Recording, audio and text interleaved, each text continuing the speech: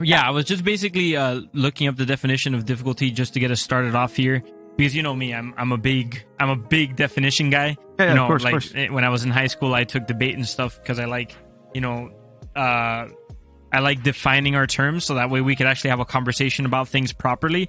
Because if you don't define things, what tends to happen is that you know, you'll tend to talk with somebody and then you'll end up talking about two completely different things. So I just want to get us on the same page, right? Because, you know, we have an outline here. We basically we're trying to structure a conversation better this time. And also, I don't know if you guys can tell, but we got better microphones for the podcast as well. So it's going to be a little bit nicer for our listeners, and it's just going to be a lot more professional now. So since we're starting off here, let's go ahead and define difficulty for ourselves. So Google, basically, which is using the Oxford Dictionary, is stating that difficulty is a thing that is hard to accomplish, deal with, or understand. It could be a situation that is difficult or dangerous. And obviously, you know, I think this one's pretty brain dead, but, you know, let's just get it out there. The state or condition of being difficult. Right. So, yeah. So essentially, when you're talking about difficulty, what you're trying to capture is that whatever goal or whatever challenge you're facing, it has to be hard to accomplish or deal with or to even understand.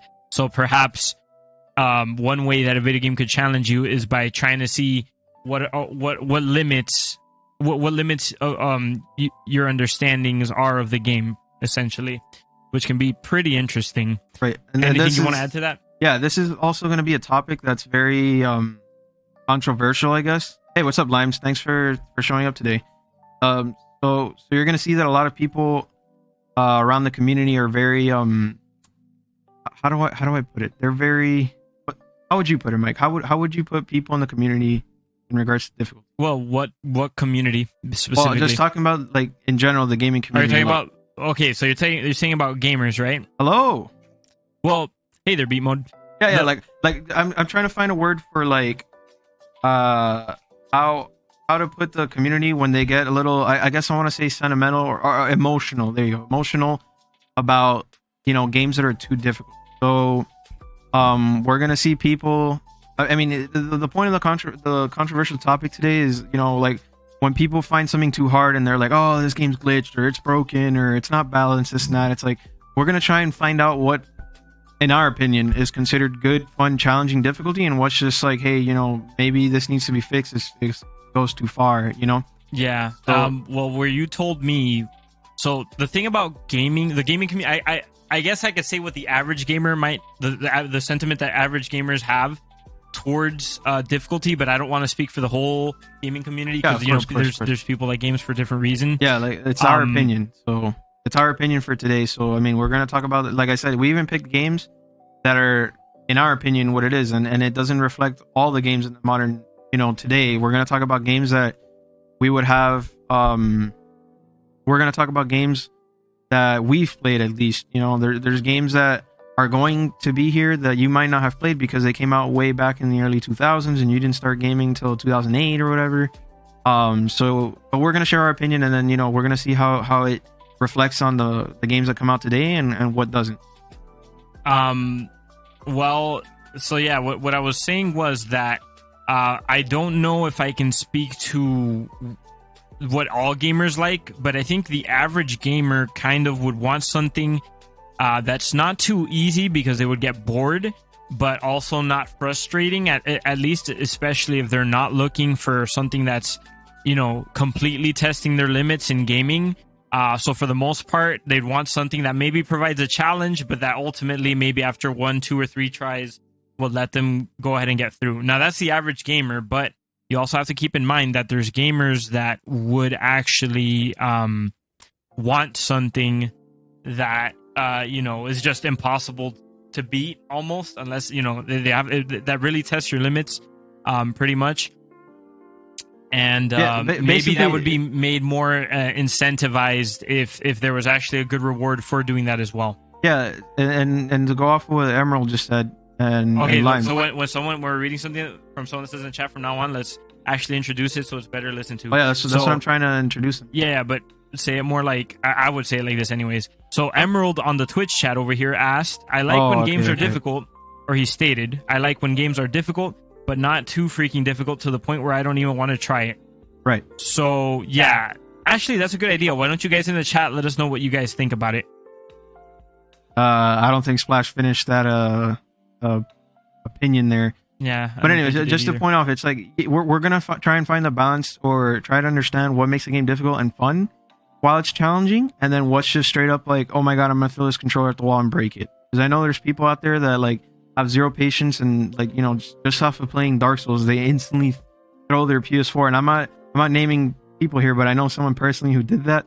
They practically grabbed their console and like destroyed their wall because they couldn't get past a certain portion in a Souls game. So it's just, we're gonna talk about that, and like, you know, having the right kind of mentality when it comes to that sort of stuff in games.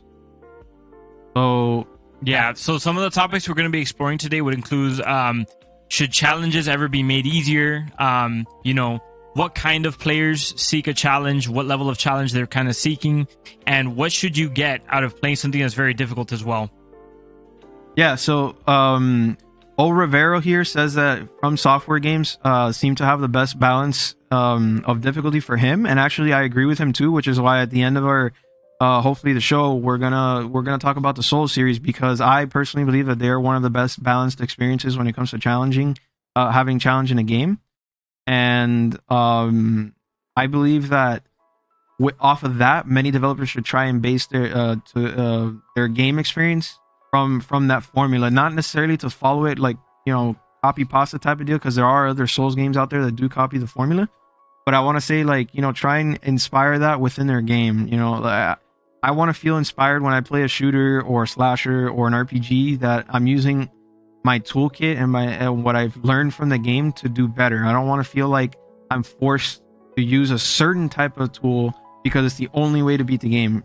I mean, of course, there's situations for that, like in the Zelda games, but they do it correctly. They give you the option to fight it out the hard way and beat your head against the wall with like the Master Sword, when maybe using a lightning bow would be an easier option to shoot the critical target on the boss. That sort of stuff, you know, it kind of gives value to certain types of tools within the toolkit that makes the game more fun. Yeah. So I think we defined challenge pretty well there. The point that we're basically gonna want to talk about, or at least to get us started on this conversation, is the pursuit of rewards. So basically, chat, we want to get a consensus. Rewards is just one thing, like, because the reward could be anything. A reward for somebody could just be like the thrill of having beaten the challenge, and a reward could also be, oh, I got a cool weapon from it. So it's like, was it worth it? Did I get a cool weapon? Was it worth it? Do I feel accomplished because I did it? Let me lay it out though. Lay it out though, because otherwise, yeah. So, the pursuit of rewards. You know, should you like? Would you guys prefer that there was an actual reward that had, you know, that actually was tangible within the game? Is the reward actually just beating the difficulty and you acknowledging that you basically mastered whatever kit you would need to play the game? You know, what reward should you receive from which difficulty? You know, which reward will coincide with the difficulty that you played? Should it just be maybe something cosmetic, or should it have in-game value? You know, like a weapon that you could use or something like that. These are the questions that we'd have to ask when it comes to rewards. I think if I can try and think back on some rewards that people enjoyed from playing a higher difficulty in a game, Resident Evil 4 does come to mind. I forget what exactly you unlocked for beating the hardest difficulty, but it was typically a weapon that had like unlimited ammo. So I don't know if for that specific difficulty, if it might have been the infinite ammo rocket launcher, or the Chicago typewriter, which was like the machine gun. I think it was the Chicago typewriter. For professional, it was the rocket, but the Chicago typewriter was for like normal. No, okay, so you probably got the unlimited rocket launcher or whatever for like the hardest difficulty. Yeah. So that's an example of one that I think was very popular. I don't know if people would still like that. Maybe they wouldn't like a weapon that would go into PvP, like Destiny style. Like, you know, like if you unlock something in like the single player that you could take to PvP and then it was like broken or whatever, then maybe some people would start complaining. But I think for the most part, people would at least like some form of reward. Now you could just leave it as cosmetic, or they could also actually want something that you could use in game, as long as it doesn't give you some unfair advantage in a competitive multiplayer mode there. what do you think personally on rewards? No, I mean that's pretty much it. Like the feeling of having accomplished something, getting something that kind of changes the game. It's like in order to make a good game with proper difficulty, and again, we're gonna bring up the Soul series a lot. It's that you go through the game, but you learn what's going on. So when you go back through it again, you feel like you accomplished something. If Dark Souls would have been where like instantly from beating the game, you're going back to just dying 100 times over, it's like, okay, I accomplished nothing because I didn't learn anything. But the game challenges you to learn the mechanics, so that way you can go back and do better over time. And I think that's what, you know, what the Soul series does, that brings such a wonderful experience to gamers, is such a wonderful like challenge to players, because it gives you the ability to learn from your mistakes, it gives you the ability to grow, and then it gives you the ability to feel accomplished when you do those things.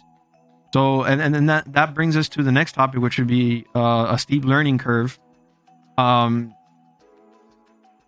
certain games where you feel like if the learning curve's too high and you're not making any progress, then it starts tapering off the experience, because you're not getting anywhere, you're not getting any progress, and you feel like the game's wasting your time. You feel like you're just hitting the wall, you're not getting any progress, and that also turns off a lot of people. So Beat Mode here said, I think that you should get a reward. I think what we should do before we move on from the topic is like let chat have any input, so that way we can continue that conversation and not have to revisit or bounce around. So let's do that from now on. I think that you should okay, so Beat Mode 10128 on Twitch chat says, I think that you should get a reward for the next that either has a better weapon or defense area, and then the next area will be harder enemies. God of War does a good example. Okay, so you're basically saying like for achieving a difficult challenge in a video game, right? Like you beat it or whatever, you should get a weapon that will help you out with a harder mode or a harder challenge, right? Something like that. I think that's pretty fair. Personally, I didn't do any of the additional content from like the new God of War, so I don't have anything to compare it to. But I think a good example of that would be like how in Resident Evil you complete a difficulty, you get some sort of a broken weapon, and then that could help you out for the higher difficulty. So I think that's a pretty good example. Thank you for that, Beat Mode. Right, that's something that we're gonna talk about later, because we brought in we're gonna talk about Halo, Devil May Cry, Division. Those type of games that, you know, like they make you kind of think about the weapons you get and the new power-ups you get, and then how it goes along. But so the thing about games, the thing about games like you know, God of War is that they preset. Well, I mean, I haven't played the new God of War yet. I'm gonna have the pleasure of playing that soon. So, you know, try not to spoil it for me. Oh, and I should also mention we are gonna talk about spoilers, so be, you know, aware of that as we go in through the topics. If you hear a game that we're going to talk about and you haven't played it yet, you're free to, you know, skip the later portion when we upload it to YouTube or whatever. But the point is, there's games like the old God of Wars where they used to set you up with a certain weapon or power up, and it used to be good, but a lot of times it was hard to upgrade those weapons while in the middle of a heroic run or God mode run, because the difficulty was just too high for you to be wasting your resources when you can be putting it on your main weapon. So it's a thin ice. It's like walking on thin ice. They have to balance it in a certain way where it's worth it. Yeah, exactly. You never play. I've played all the old ones except for the only one I haven't played is the new one. I've played all the PSP ones, all the old ones. I beat them all in maximum difficulty. I've upgraded all the weapons I've seen all around, and 9 times out of 10 you're just safe just using the first power super that you get or magic ability and the first weapon that you start off with. Yeah. Anyways, let's keep going, because that's that we gotta keep going. Emerald said, for example, in the Coliseum in Kingdom Hearts 1, there was a platinum fight. It was Sephiroth. I had to think, what Keyblade should I take in that fight to help, that'll help me out the most, and what reward will I get from beating him, and will it help me get through the rest of the game? Right. Sephiroth is more like an end game challenge. It was supposed to be like a fight that you would go through when you start reaching like the higher levels, and you've already kind of begun to the path to mastery of you know, creating Sora, Goofy, and Donald. You know, the perfect team dynamic with the right power-ups. I mean, there's different ways to do it. I know Mike here, he did it at level 50 something, and he thought it was a very exhilarating fight. And his brother did it at level 99, and he kept getting like clapped. Hey there guys, thank you so much for watching this episode of the Co-op Syndicate. Make sure to check out both the Co-op Syndicate main channel and clip channel to get all of our content. If you haven't already, please consider liking, subscribing, and ringing the bell as well so that you never miss out on any future episodes. If you enjoyed this episode, please consider sharing it with your friends and family, or you could also share it on any social media website of your liking. If you guys would prefer to listen to our podcast on the go instead of viewing the full episode on YouTube, consider checking the Co-op Syndicate podcast out at TheCo-OpSyndicate.buzzsprout.com. We host the Co-op Syndicate on Buzzsprout, and it is available on Apple Podcasts, Spotify, Google Podcasts, or anywhere where you listen to your podcasts. If you'd like to watch us as we record the podcast live, you could actually give us a follow at twitch.tv/Co-op Syndicate. We go live every Thursday and Saturday at 4:30 p.m. If you'd like to support the channel, you could consider subscribing to us with Amazon Prime for free over there. If you'd like to participate in community events and talk to other members of the community, consider joining our Discord, which I will leave the links to in the description down below. If you would like to support the podcast and get rewarded in return, consider pledging to our podcast at patreon.com/Co-op Syndicate, where you can support us at many different levels. There are multiple tiers that offer all sorts of different rewards for the level that you choose to support us at, including Discord privileges, merch, gift cards, and much more. Also, if you would just like the merch directly without pledging to the Patreon, you could buy our merch at merch.streamelements.com/Co-op Syndicate. Lastly, if you'd like to keep up with Jordan or I outside of the Co-op Syndicate, you can find us on every social media platform under Michael C. Moore for myself or JG_Mark1 for Jordan. Thank you guys again, and until next time, happy listening.